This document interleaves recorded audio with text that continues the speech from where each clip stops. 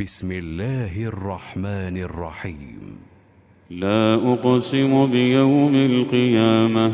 ولا أقسم بالنفس اللوامة. أيحسب الإنسان أن لن نجمع عظامه بلى قادرين على أن نسوي بنانه بل يريد الإنسان ليفجر أمامه يسأل أيان يوم القيامة فإذا برق البصر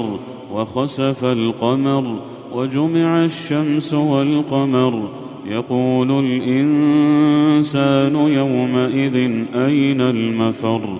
كلا لا وزر إلى ربك يومئذ المستقر ينبأ الإنسان يومئذ بما قدم وأخر بل الإنسان على نفسه بصيرة ولو ألقى معاذيره لا تحرك به لسانك لتعجل به إن علينا جمعه وقرآنه فإذا قرأناه فاتبع قرآنه ثم إن علينا بيانه كلا بل تحبون العاجلة وتذرون الآخرة وجوه يومئذ ناظرة إلى ربها ناظرة ووجوه يومئذ باسرة تظن أن يفعل بها فاقرة كلا إذا بلغت التراقي وقيل من راق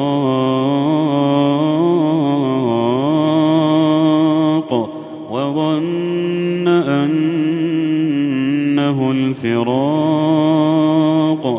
والتفت الساق بالساق إلى ربك يومئذ المساق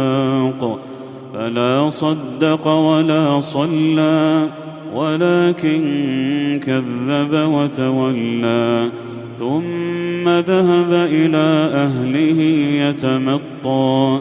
أولى لك فأولى ثم أولى لك فأولى أيحسب الإنسان أن يترك سدى ألم يك نطفة من مني يمنى ثم كان علقة فخلق فسوى فجعل منه الزوجين الذكر والأنثى أليس ذلك بقادر على أن يحيي الموتى